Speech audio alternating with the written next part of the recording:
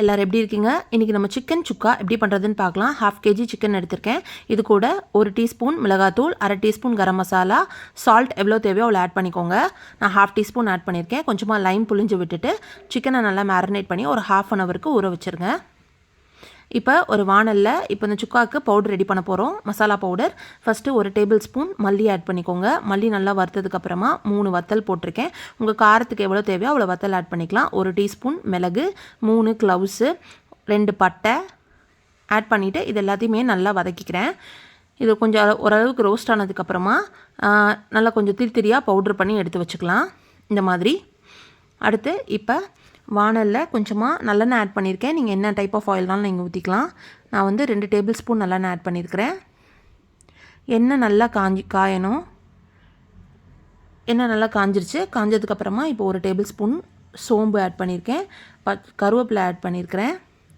இது கூட 200 கிராம் சின்ன வெங்காயம் நல்லா பொடியாக கட் பண்ணி வச்சுருக்கேன். அதையும் நான் ஆட் பண்ணிக்கிறேன். இது கூட ginger garlic paste 1 tablespoon add பண்ணிவிட்டு நல்லா வதக்கிக்கோங்க. இப்போ சால்ட் ஒரு 1/2 டீஸ்பூன் ஆட் பண்ணிக்கிறேன்.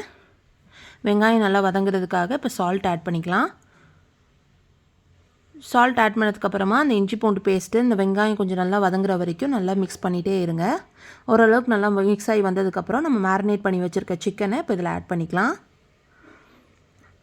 ஆட் பண்ணிவிட்டு சிக்கனை நல்லா அதிலே எண்ணெயிலே கொஞ்சம் நேரம் நல்லா வதக்கிக்கோங்க. இது கூட 1 டீஸ்பூன் மிளகாய்த்தூள், அப்புறம் நம்ம கிரவுண்ட் பண்ணி வச்சுருக்கோம்ல மசாலா, அதையும் இதில் ஆட் பண்ணிக்கோங்க. நல்லா ஆட் பண்ணிவிட்டு சிக்கனை நல்லா வதக்கிக்கோங்க. ஒரு 4 to 5 மினிட்ஸ் நல்லா சிக்கன் நல்லா வதங்கட்டும். வதங்கினதுக்கப்புறம் மூடி போட்டு தண்ணி எதுவுமே ஆட் பண்ணாமல் வச்சுருங்க. நம்ம கொஞ்சம் நேரம் ஒரு 5 மினிட்ஸ் கழித்து பார்த்தா தண்ணி அதிலே இருக்கும், சிக்கன் தண்ணி. அந்த சிக்கன் தண்ணி கொஞ்சம் வற்றி எண்ணெய் நல்லா பிரிஞ்சு வர வரைக்கும் குக் பண்ணணும். திருப்பி நான் மூடி வச்சுருக்கேன் 5 மினிட்ஸ். இப்போ கொஞ்சம் அதில் வந்து எண்ணெய் பிரிஞ்சு வர ஆரம்பிச்சிருக்கு. இந்த டைம் நல்லா மூடி போட்டு வச்சுக்கோங்க.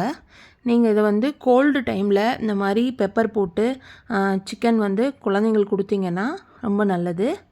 சிக்கன் நல்லா குக் ஆகிருக்கு. திருப்பி ஒரு 2 மினிட்ஸ் வச்சுக்கிறேன். இந்த மாதிரி ஃபுல்லாக எண்ணெய் பிரிஞ்சு வந்ததுக்கப்புறமா நீங்கள் அதை மிக்ஸ் பண்ணி பாருங்கள். அடியில் அந்த மசாலா மட்டும்தான் இருக்கணும், வாட்டர் கண்டென்ட் எதுவுமே இருக்கக்கூடாது. இந்த மாதிரி வந்ததுக்கப்புறமா நம்ம அடுப்பை ஆஃப் பண்ணிடலாம். சிக்கன் சுக்கா ரெடி. நான் போடுற ரெசிபீஸ்லாம் உங்களுக்கு பிடிச்சிருந்தா மறக்காம